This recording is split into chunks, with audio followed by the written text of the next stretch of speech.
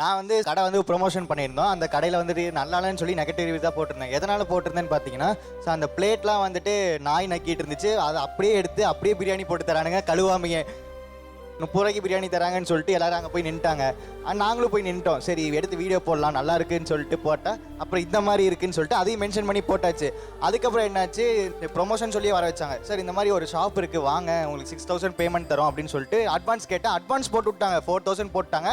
Balance 2000 வந்துட்டு video எடுத்ததுக்கப்புறம் தரேன்னு சொல்லிட்டு போயிட்டு ஷட்டரை க்ளோஸ் பண்ணி கத்தி கழுத்தில் வச்சுட்டு வீடியோ டெலீட் பண்ண முடியுமா முடியாதா? ஸோ 1 வீக்குக்கு முன்னாடி நடந்துச்சு இது. முடியுமா முடியாது அப்படின்னு. அவனுங்களுக்கும் அந்த கடைக்கு சம்மந்தமே இல்லை. ஸோ இந்த என்னோட வீடியோவை பார்த்துட்டு அவனுக்கு இந்த மாதிரி த்ரெட்னிங் பண்ணி அமௌண்ட் ஏன்ட்டு 50,000 ரூபா கேட்குறானுங்க. 4000 ரூபா கொடுத்துட்டு 50,000 ரூபா கேட்டாங்களா? 50,000 ரூபா கொடுத்தீங்கன்னா உன்னை நான் விட்டுறேன், 4000 ரூபா அந்த பணத்தையும் கொடுத்துட்றேன். அதுக்கு என்னடா 2000 ரூபா பேலன்ஸ் கொடுக்குறது? கழிச்சுக்கிட்டு மொத்தமாக நீயே கொடுக்க வேண்டியதானே? ஸோ அதுக்கப்புறம் ஃபோன் பண்ணி எல்லாத்துக்கும் பேசி பசங்களுக்கு தான் ஃபோன் அடித்தோம். அவங்க வந்து ஃப்ரெண்ட்ஸ் தான் இப்போ எல்லோரும். அதுக்கப்புறம் விட்டானுங்க சார்.